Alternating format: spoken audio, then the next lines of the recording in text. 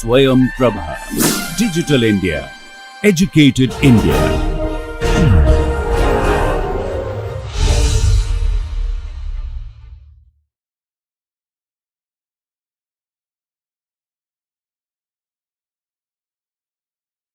Okay, welcome back. So, what we were discussing? We were discussing about supply. We already defined what is supply. Let me remind you again. Like demand, supply is everything what we will tell demand or supply in economics. It should be supported by the person who is desiring to demand or desiring to get supply, okay, or deliver the supply. Okay, it should be backed by or supported by his or her capacity. Okay, so in that way, what is the supply? Supply is my willingness to deliver something, some product or some service, goods or service, whatever it is, but supported by my capacity, right. So, in that way, exactly the like demands counterpart, if we want to have a supply schedule, means alternative prices are there, and at different prices, what is the potential quantity I am being a potential supplier, what will be my deliverable quantities. If I have a table, like say let us try to represent that by a table. Suppose say this side is price and this side is quantity supplied. So, when price is 0, I do not want to supply anything. When say price is 1, say rupee 1 per unit of that commodity, I do not want to again supply anything. Okay. When it is 2, perhaps I want to supply 1 unit. When it is 3, I want to supply 2 unit. When it is say price equals to 4, that time I want to supply say 3 unit, and so on, this way. So, if you see the supply, this is called, this tabulated pair of numbers is called supply schedule. Supply schedule. Supply schedule. Okay. So, if you see this pair of price and corresponding quantity supplied, this pair of numbers, you will see that there is a positive relationship in the this price and quantity supplied, alternative price and quantity supplied combination. Why this positive relationship? That is the usual, who are the producer, who are the potential supplier, that is that their behavior, how they behave in the market, right. You can remember that people respond to incentive, that principle, one of the 10 principles was that people respond to incentive, right. So, that time we discussed that Apple example. Okay. So, who are the Apple consumers? If price in the market increases, Apple's price of course we are talking about, customers will try to consume less or purchase less amount of Apple. But who are the producers of Apple? What they will do? They will try to supply more, they will try to produce more to get their earning more than the earlier, right. So, basically price increases or one increment in price will be act as an incentive to the suppliers of that same product, okay, and they will be incentivized to deliver more product in the market or supply more product in the market. Now, the question, if you see that when price, there is no price, price is 0, okay, quantity supplied is 0. So, when price is 0, I do not want to supply anything, I am not at all incentivized. When price becomes 1 unit per unit, 1 rupee per unit of that quantity commodity, I still do not get enough incentive. Why I do not get, although the price is rupee 1? Because perhaps the amount of cost of production I have to incur to produce that commodity, that 1 rupee per unit of that commodity is not sufficient for me to deliver that product. That is why even when rupee 1, say rupee 1 per unit of commodity, that is the price, I do not want to deliver anything. Okay.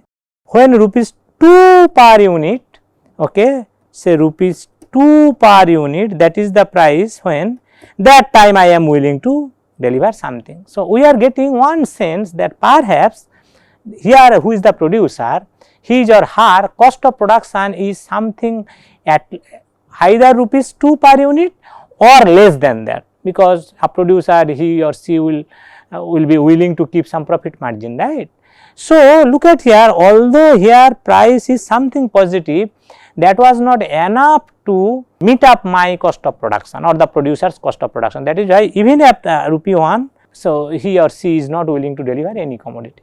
When it is 2, then he is trying to deliver. When it is 3, he is trying to increase even more. 4, he is trying to increase even more, and so on, right. And if we plot this price quantity combination in a diagram, so we will definitely get this kind of, say suppose this is quantity supplied, we will measure in the horizontal axis, price in the vertical axis, and we will get this kind of upward sloping line. It may be straight line, it may not be straight line. The kind of numbers we have taken as a demonstration, you are getting a sense that it is straight line. Okay. So, whatever the supply curve we will get, it will have some vertical intercept, because unless there is a minimum threshold level of price, because price you are measuring vertical axis, there will not be any supply, right. So, perhaps this is 2, at the 2 then 1 we are starting with, right, or it can be 1 also. 1 it is 0, because at this particular point quantity supplied is 0 only, from where this supply curve, say A, B, suppose the supply curve, A point is the AB line where it is cutting the vertical axis, right, that is A point, right. So, that is at that point, what is that? Some vertical positive intercept is there, but horizontal coordinate is 0. So, perhaps that is 1 point, and perhaps this is 1 unit of quantity and this is 2, right. So, I can tell rather this is 1 and this is 2. Okay, let me just write these things in afresh.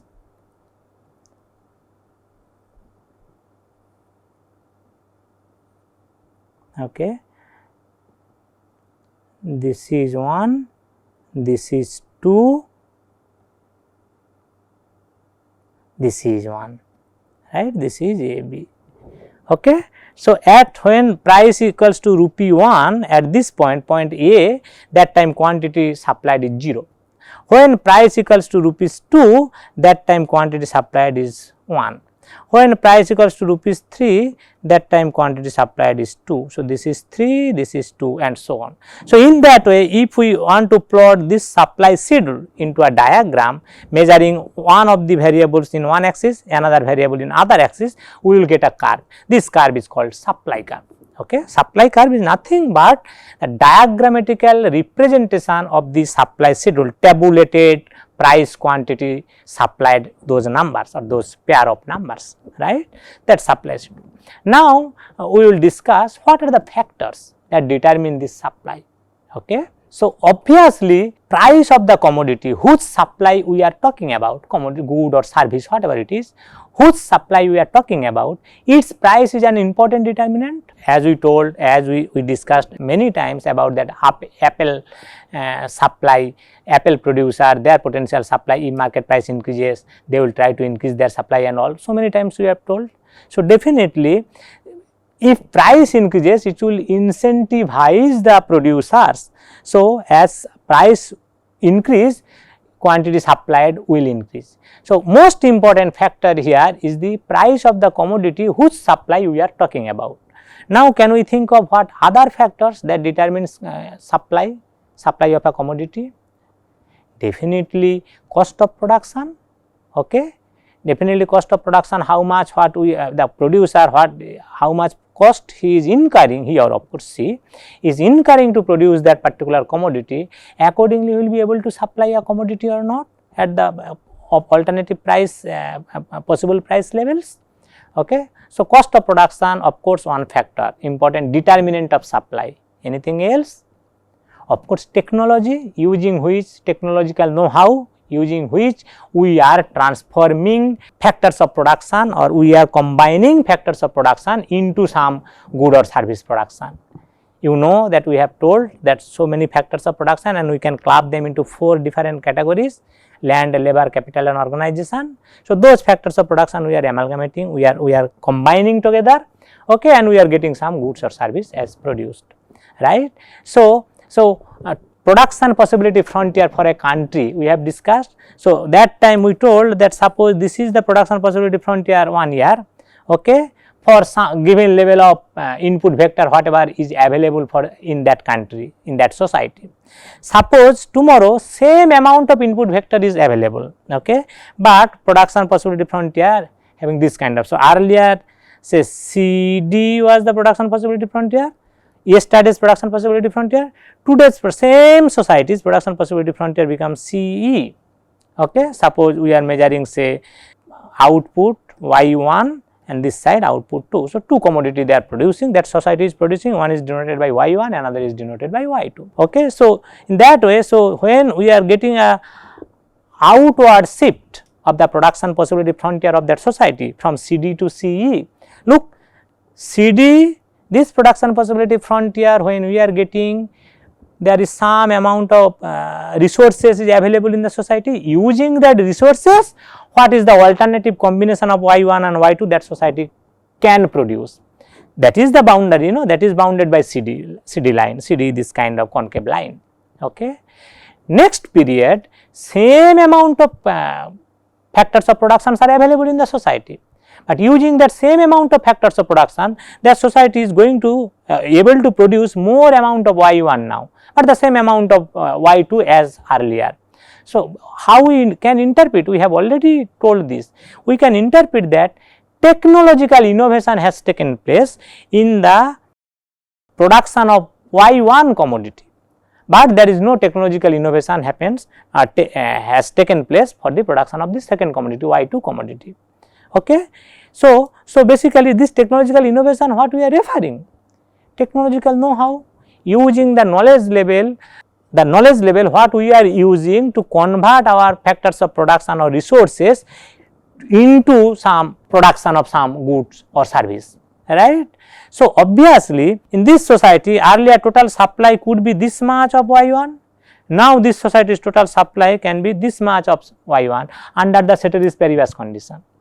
So, definitely how much quantity supply will be there, or how much supply of that commodity will be there in the society, that depends on what is the technological knowledge level, technological know-how or status of the art of the technological knowledge available in that society, right.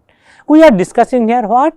We are discussing what is the factors that determine service and supply of a commodity or supply of a service, right. So, as we told, let me repeat again or sum up those again. First important factor, of course, the commodity or service whose supply we are talking about, its price, its market price, that is the first important thing. Other factors, of course, cost of production, what producers is incurring to produce that commodity. Okay. Of course, that cost of production depends on price of the factors of production, right. We told that 4 factors of production, their remuneration also we told, no, land's remuneration is rent, labor's remuneration is called wage, capital's remuneration is called interest, and who is the organizer or who is the entrepreneur, his or her remuneration is profit, right. So, these are the of course, the what is the price of these factors are there in the market. If those prices increase, then definitely total cost of production that producer has to incur more. As a result, producer need more price, okay, to be able to deliver that product in the market or supply that product in the market. So, definitely what are the factors that determine supply? Own price, price of that commodity, price of the factors of production, and as a result total cost of production. Okay. Technological know-how, okay, using which this commodity is produced, right. Anything else? Of course, expectation about the future. Yesterday or in our past lecture we have discussed what are the factors determine the demand. There also we told expectation about the future. Okay. Now, I will give an example. You will see that how expectation about the future determine, one single example, determine the supply and demand in a particular situation. See, in India you know that petrol product, no, petrol, diesel and all, when their price is changing in the society, right, usually that takes place due to some government declaration, right. Say government is declaring today that today midnight, after today midnight means tomorrow morning onwards, petrol price will increase or petrol, diesel all price will increase. Say today its price is say 80 rupees 80 per liter, okay. tomorrow morning onwards or after today's midnight, it will be rupees say 82 per liter. So, what will happen? People who have the vehicles, two-wheeler, four-wheeler, whatever, okay, vehicles, petrol or diesel, these are the essential commodity for that vehicle, these are fuel to run that vehicle, right. So, you will see that suppose today midnight onwards that petrol price will increase, right. Today evening you will see the long queue in the petrol pumps, okay. So, the potential customers who are going to purchase petrol or this fuel from the market, they know that tomorrow morning that price per liter will be more 2 rupee extra, okay. So, they are trying to purchase as much as possible in the today's price, okay, in their vehicle, okay. This is the one side of incentive where potential customers are responding, okay. Also you can see that in the petrol pump owners, okay, they can do some illegal activity. What they can do? Although some petrol may be available in their reservoir, okay, they can close down quickly, say maybe 8 o'clock in the evening, okay, they are telling that no more stock is there. What is their incentive? They are telling lie, but what is the incentive? Incentive is that if they can save some petrol whatever is there, that they will tomorrow morning they will sell in the 2 rupees extra per liter, right, that is the incentive. So, look at here how the expectation about the future is determining both demand and supply. Expectation about future is here, expectation is that it is known to everybody, all the associated stakeholders, both customers and sellers, all know that tomorrow morning price will be 2 rupee extra per liter, okay. So, that information about the future tomorrow, future, that is incentivizing the customers in certain way, producers in certain other way, just the opposite way, right. So, expectation about the future also determine the supply. And look at here that this who are the owner of the petrol pumps, okay. Although as I told, it may happen that some of them, not all of them are this kind of people, but some of them may do that, no. Although it reserve their storage, some reserve is there, they will tell them no, it is over, today is no more stock, tomorrow you come, they can do that, okay. So, as a result, if they behave in that way, supply will come down, right. So, that is the thing, So, we are discussing here, of course, you see that here the factors that can determine supply, 2-3 factors which are easily quantifiable. Of course, the own price of that commodity is quantifiable, price of the factors of productions are quantifiable, and hence the total cost of production is also quantifiable. But other things, technological know-how, then this expectation about the future, all these things, it is very difficult to quantify or measure extent of those things, right. It is very difficult to measure, but in any case all of us as a student of economics, we should know about these factors.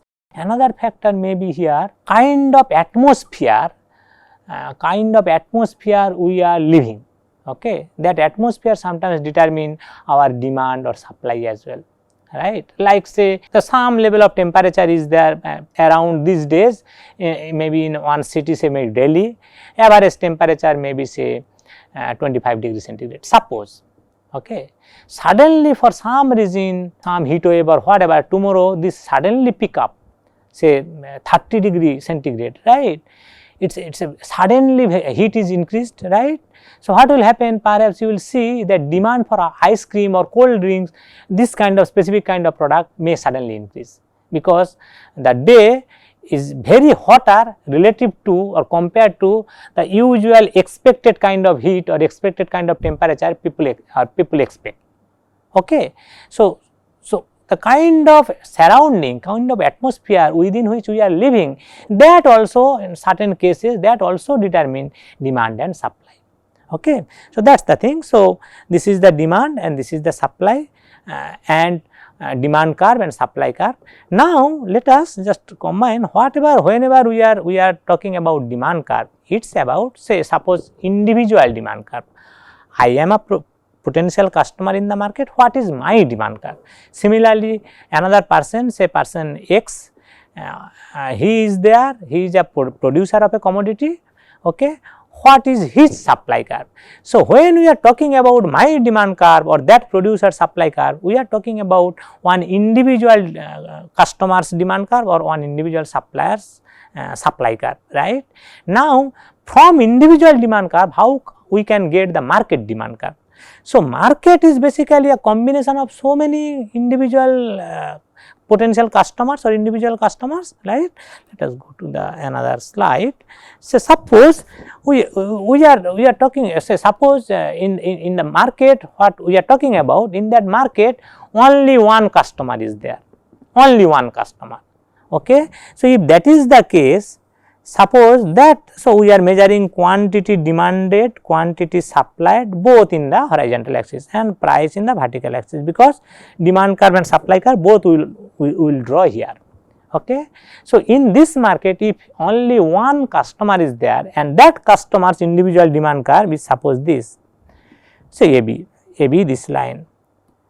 So, we can definitely tell in this market AB is the individual demand curve, also AB is the market demand curve, because in this market only one individual is there. Okay. In real life, certain types of market is there where only one individual is there. We will discuss that.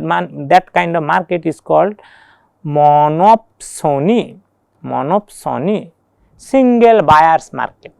Okay. We will discuss when we will demonstrate alternative type of market. No, that time we will discuss all these other types of market also. You people know that when only one seller is there, that market is called monopoly, right. Perhaps some of you may heard already about this terminology, monopoly, right. Monopsony is just the opposite, where only one buyer is there.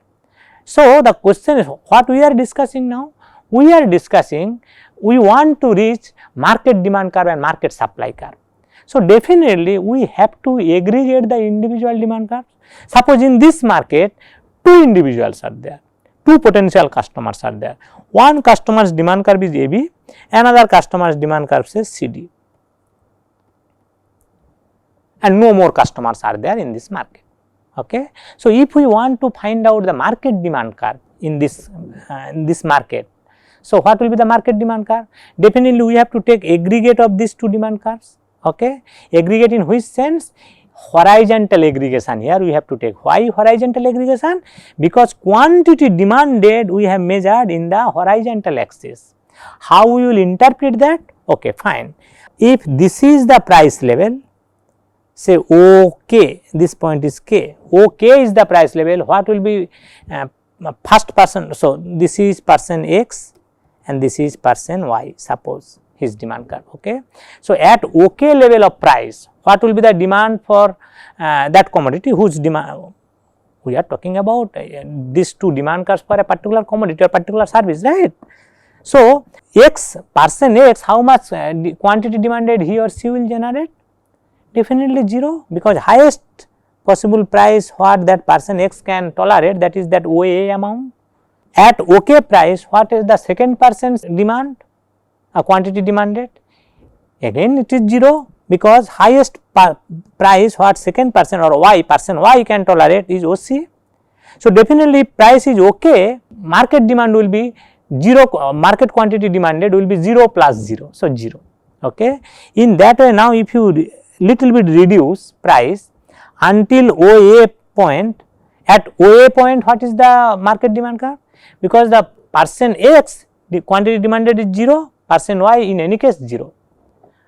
If price is this thing, say suppose OK prime, where K prime lies between C and A point, okay, then what will be the market demand curve? At that price, this much quantity demanded by individual X, but 0 amount by individual Y. So, definitely that will be the market demand, because that much plus 0. Okay. At this price, whatever will be the market demand curve, market demand quantity demanded, definitely this much by the person X and person Y still 0. Okay. So, I can tell until this point, suppose this is C prime point. So, A C prime is the segment of individual demand curve, that demand curve is coming from the person X, and that is also market demand curve. But if price goes down even further, that time market demand curve will be this kind. So, A C prime, this king point is C prime we are talking about. So, A C prime, suppose D prime, this side is going. So, we are getting this kind of demand curve, that is the market demand curve. Why there is a king here and why this is more flatter than any of these two? Because at this price, what is the market demand? This much quantity demanded by person X and that much quantity demanded by person Y, right? This much by person X and that much by person Y. So, we have to sum those two because these two are only the customers in the market. So, if you sum these two, perhaps we will land a little bit more here. Okay. So, in that way, with a demonstration we are trying to introduce how we can reach market demand curve using horizontal summation or horizontal aggregation of individual demand curves depending on how many individuals are there in that market. This is about the demand curve. Exactly the supply curve will be exactly the same way, the same panel. Suppose we are to make this diagram little bit appraise.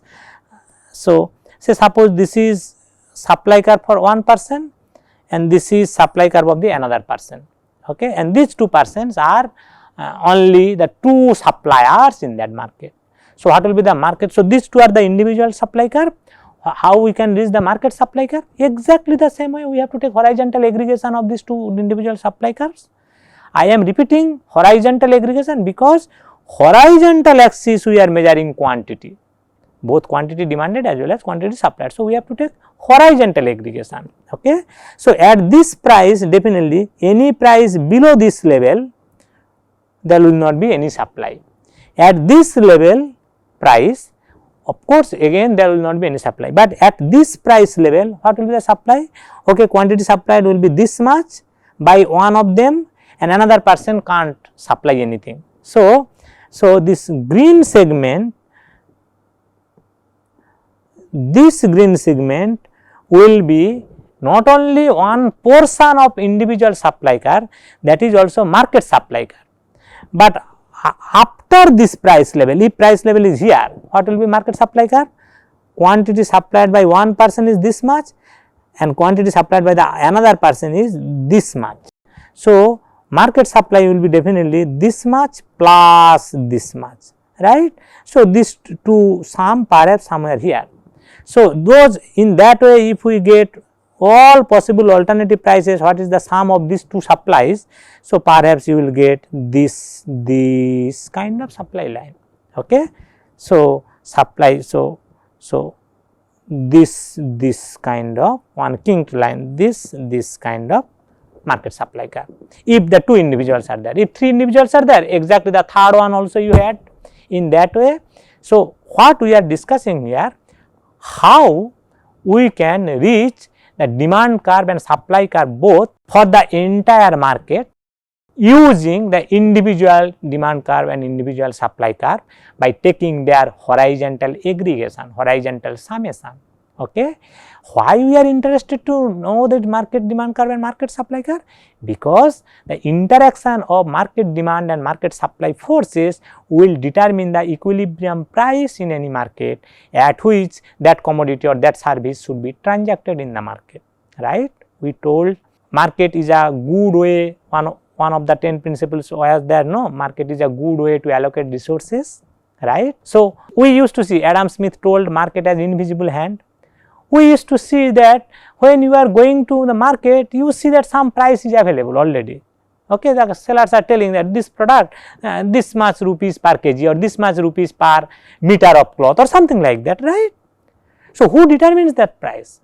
It is not only producer, it is not only customers, it is this demand supply opposite forces, their interaction, and that interaction through market mechanism, that interaction silently operating in the background. Okay, that is why Adam Smith termed this market as invisible hand, right. So, through that mechanism, what is the price level at which that commodity or that service will be transacted in the market, that is determined. So, to determine that, we have to first know what is the market demand curve and what is the market supply curve. That is why from the individual demand curve and individual supply curve, we discuss how we can reach the market demand curve and market supply curve. Now, using this market demand curve and market supply curve, we will try to understand how equilibrium price, equilibrium quantity of the commodity will be determined in any market. Okay, that we will discuss in our next lecture.